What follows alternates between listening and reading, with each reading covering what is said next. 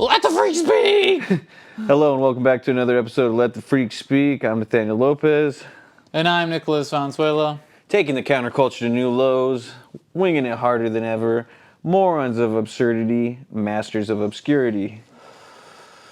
How's it going? It's going pretty good, dude. Where are we at? Where are we at? We're at the Chibi Hut Mansion. We're at my place, as you can see, or maybe you can't, but I have Chibi next to us. Yeah, Chibi. I'm pretty sure Chibi's in the...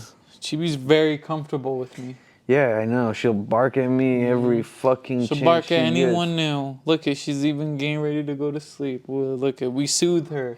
She's soothed by the freak speaking right now. So tell everybody what's gonna happen tonight. Tonight we're Nick's gonna lose his butt virginity. We're gonna go to the Rialto for a comedy show of Ari Shafir. Hell yeah, we're gonna go check that guy out. See how good he is. I'm wearing my H. Foley shirt. I'm ready. Like, Laughs has been here for a while, for a long time. Do Laughs? you think? Yeah, like they have like a Kevin Nealon. They got Ellen DeGeneres that have played there, but like. Is that like, how old is that? How old do you think that Ellen DeGeneres poster is? You think? Oh, since the 90s, I think. So it's like old 90s. It's old, Ellen? maybe 80s, dude. So do you think at one point Laughs was the place that that's what comedians went to in Tucson? Not that it was the place. It was a place. Okay. That they could go. Do you think and do any material. places are still like around though? Like any places that used to be comedy places, you think that are not I think anymore? Laughs is the only one. Laughs is the only one. Yeah. I wonder if there ever was before Laughs. I think Doug would go there. Doug? Yeah. Hi with Doug. Oh, getting Doug with Doug Benson? Yeah. I think he would go there sometimes and shit. Okay. But you know how like comics, they'll like be like, their act at their place for a while, and then they're like, okay, I'm so good. They're just gonna take their act to another place. Yeah, they'll take their act to another place. You never hear people talking about going through Tucson and like Laughs. I mean, and I'm just saying, like, in a way, it's like they that's probably the only did place. go through Tucson. Yeah. It's just like it was probably just like another show, you know. Well, like, yeah, you're probably just like, You know, it's just like, yeah, we played also in like this other small metropolitan area and fucking like. You really have to go like, another state. why? But that kind of makes sense. Like, why would you hit Tucson up?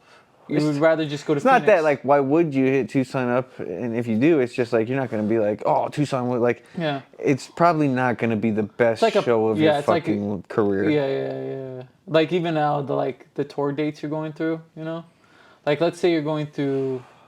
I really think that people coming to Tucson is just so that their Phoenix shows can get bigger. Like this is what I would probably do with our scenario. Probably Arizona, New Mexico, Texas.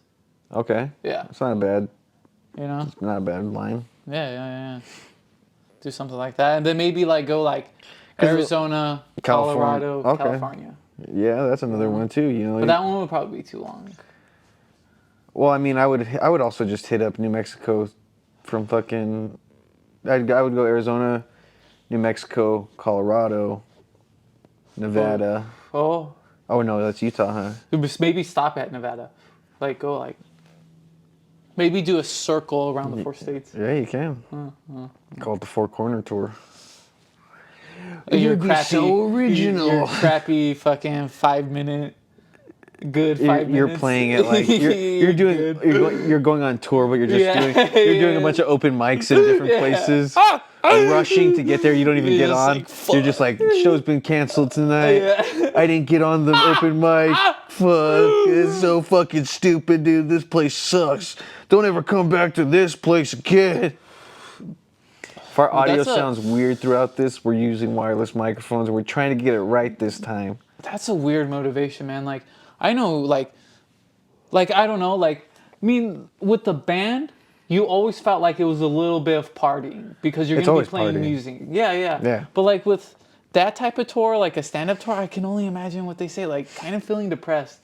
Like eating some shitty food afterwards. It's like 3 minutes. Because you could be definitely by yourself too. Yeah. And like, but that's the thing too. Whenever you start to hear about like comics going on tour, it's like, oh yeah, no. For themselves. It's like they weren't really going. It's like they were going to all these places, but like they were also going home in between it. Yeah. Versus being like, we're in a van and we're driving to the next venue the next day. Oh, I feel that. And then like for some comedians, it's like, yeah, I'm gonna be in like Colorado on this Friday. Next Friday, I'm gonna be in Massachusetts. But it's like, yeah, you're flying to all these places. It's still gonna be very taxing. Or taking some. I couldn't imagine fucking like that's what's so funny about Bert Kreischer, like going on tour and like bringing back the tour bus. You know? Yeah, tour bus isn't a bad idea. I like the tour bus because it's like, you know how. Our dream was a tour bus. Still is, dude. I would be down as fuck for a tour bus. Yeah, but also at the same time, I do like if I could choose whether like being a comedian or musician in that sense of like touring. Yeah, I'd much rather do comedian touring because then because then you could be home a lot more. You know, I like being home. I like seeing my animals. I like seeing my wife. Yeah, that's true. You do have things to go back to. Exactly, but then you do your podcasts throughout the week. Yeah. And you know, you basically do your work from home during the week. But like becoming, and then you go practice. But like going to those places and trying to get known there repeatedly. Yeah. Would just like be that little bit of letdown from like when you started. You're spending more money, but be. You're like, I want my comedy to be like recognized. Yeah. You know, that's what a real stand-up is. Just like someone. Yeah, you gotta go on tour and fucking just spread your fucking wings. You know. I don't know. I've never been on tour, so I don't have any fucking valid facts on it. You know, the amount of times I would love to go on tour. I'd love to play a fucking show out of the state or just another show. You've played shows with like bands who are like, yeah, we're leaving after this. Like, hitting they're like, yeah, we got to get into we got to be in fucking New Mexico. Or we got to be in Albuquerque in the morning. You guys know where to get tomorrow weed. night. That's the thing. Back in the day. Yeah. Just smoking out touring bands. That was always the fucking coolest thing. Nah, we don't got any to give, but we could smoke you out. Usually they were just like fine with that. And it was only like ever one guy, and like someone would be asking for him. It was always one band member, and he's like, any of you guys want to smoke with us? And then the other guy's just like, I will. Yeah. And then you start talking about your band. He's like, yeah, you guys opened up for us. All right.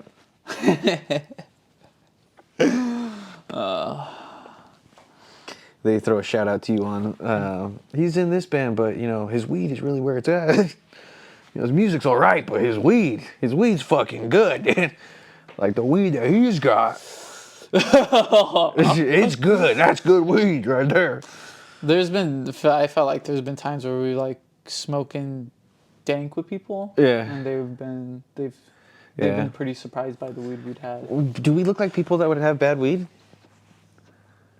Because we didn't just have good weed. We also had the fucking we had shitty weed as well. That was one thing we don't ever think about. You know how many times we smoked someone out with shitty weed? No, we would smoke like 2 bowls of shitty weed and smoke a bowl of good weed. Yeah, because you had to make the good weed last longer because it was always just like you're paying so much for this when you could buy a bunch of shitty weed for fucking so cheap. I don't miss that. Nowadays, you're just buying like greenhouse weed for cheap. Usually, too, when you're like smoking like that, you run out of the good weed last. You like make sure you have like a little bowl left, or you know, just enough to like mix it in with the last little fucking bit. Oh yeah, shit. Oh damn, mixing bowls with merch. I remember that. Just trying to make that bowl a little less mushy. Yeah. You know, fucking. Fuck. Oh, that was gross. Never having Keef. Never had Keef. No. I don't have as much Keef as I have remember now. Fucking getting goddamn weed and just like trying to break it up and it's just like flattened, bro. Like this weed has been like just like compressed into a brick, you know? We once used legitimately getting brick weed, bro. We once used like 2 fucking forks? No. Knives? No, bricks to grind the weed. What? It was when I think back to it, that's like cinder block or brick like red brick. Okay. Yeah, that's terrible. Like, no, that's fucking. No, dude, remember when we smoked that joint with the receipt paper? Yeah. Yeah. We did fucking Tucson Mall. Everybody always talks about like, yeah, we smoked joint with like the Bible paper. You did the Bible too? I did You receipt paper, but that's shitty. No, that's like, dude. Think about all the ink on there and stuff, you know. But then there's also aluminum. Pipes. Dude. I remember the first pipe I ever got was like, it was during a wrestling tournament, and it was an ASU wrestling tournament. So like, we got to go compete at like up campus, like one of the buildings on ASU, and we were staying up in there. And like after the first day of the tournament, we got to go walk around Mill Avenue. Just a bunch of high school wrestling kids. Yeah. And I had this 18-year-old buy me a pipe for Spice, and it was like I don't know if you remember my little green you were pipe. always trying to smoke, huh? No, that's the thing though. Is I just had it buy it for me because I was like, oh sick, you can give me a pipe. Give me a pipe. Yeah. And then like I get that, but like you're still trying to smoke. No, like, well check this out. You took advantage of the situation. I'm asleep. I'm asleep in my hotel room. Okay. And then he comes and knocks on my door. He's like, hey, let me borrow that pipe I just bought you. He broke in my pipe for me first. I wasn't gonna go smoke. He's like, you wanna go smoke? And I was like, no. Because I didn't want to smoke. I didn't want to smoke at fucking I wanted to smoke later. Yeah. You know, not during a fucking school function. Yeah. Which is crazy because like my senior year in track, I fucking blazed the fuck out at state for the in my hotel room. With Spice? No, weed. Okay. Like I made that fucking shit stink, bro. We're just blowing it out the window, and then one of my other teammates comes up and he's just like, "Hey, do you have any spray? Cause it smells like weed in the hall." And he knew that it was me too. And I pulled out a fucking can of Febreze. I handed it to him, and I was just like, just walk down the hall and spray this shit. And he did. Shh. And he wasn't even smoking any of the weed. It was so funny though. Wait, so he broke in the weed?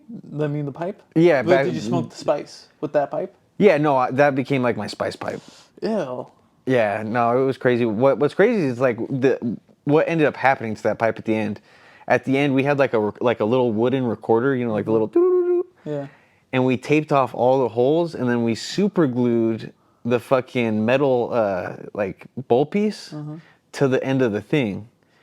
And we made it a fucking peace pipe, and we would just fucking. What the fuck? Yeah, no way. dude. Did it work? Yeah. Dude, I used to keep that thing in the back of my Mazda.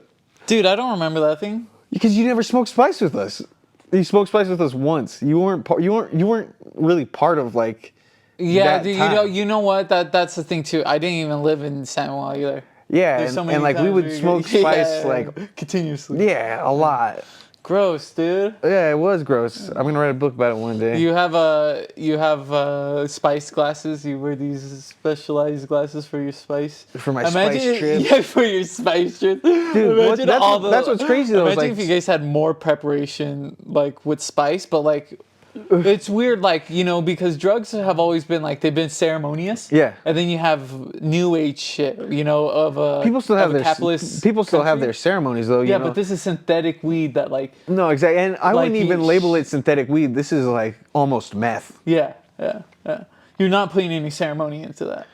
You just like. But I would though. Like towards the end of it, dude, I would smoke at night in my bedroom alone, butt naked, crisscross applesauce with the window open. But like, is this your like representation, like how to smoke Spice, right, or something? Like, no, I wouldn't go. Know? I'm not Timothy Leary being like, tune in, take your pants off, and drop out.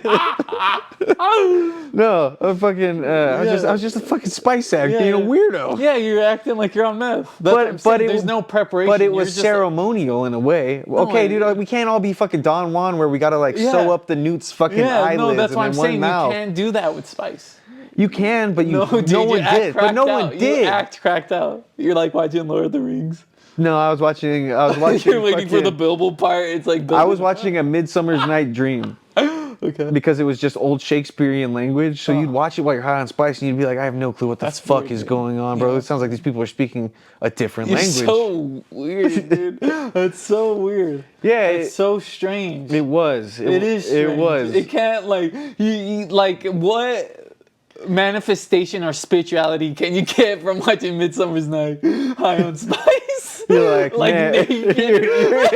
You're like, man. Yeah, you're just like you're thinking about like. I'm thinking about writing America's next great play. You know what I think? You know what I'm thinking? I'm thinking, the world really is a stage. Oh my God. The world really is a fucking stage. I didn't smoke it enough to really understand the mindset of Spice. Yeah, like I didn't. No, there wasn't a mindset for Spice. But because you guys would say you black out. So what is sometimes the mindset? Like, you know how you're getting drunk, you're like kind of just black out. No, you're just like you want more beer. Yeah. Yeah.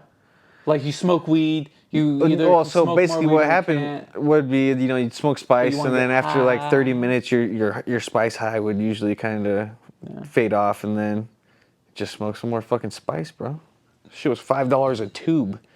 Yeah, to feel what? Like, what you like? Well, what's the headspace like? What does it feel like mentally? Yeah, Crazy.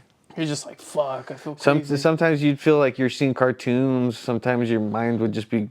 You would think like the weirdest shit's It's funny. nuts. It was psychoactive. It was Okay. 100% psychoactive for sure. You were There we tripping. go. Okay, yeah. But like not in like a. It was just a goofy way. See, that's. But sometimes it was dark because sometimes my teeth would start to hurt, bro. I say you have a good 20 minutes with spice. Like maybe not the best 20 minutes, but you have 20 minutes You of have feeling something. Yeah. No. I'm saying with the Like- act, What do you mean with the act? like a stand-up act with spice. Oh, I say you have a 20-minute act right there. Yeah, I could probably do like a whole fucking special. about You it. could do a whole special on spice, bro. I'm just on spice. Because like to be smoking spice was like you were only a part of it during the time. After Yeah. that, no one was. Like it was literally during like one brief moment of like 1 year. Maybe like a year and a half. Yeah. Fucking dude, I remember doing some crazy like. Spice was weird because it would let your mind be like careless and gross and stuff. I remember one time eating a burrito that had been sitting on someone's car floor for like a week because I was just so high on spice. That's gross, dude. The munchies on spice. I don't like that. Like, dude, the munchies on spice were crazy. What? Like, dude, we would go to our friend's house. We go to Derek's house. Yeah.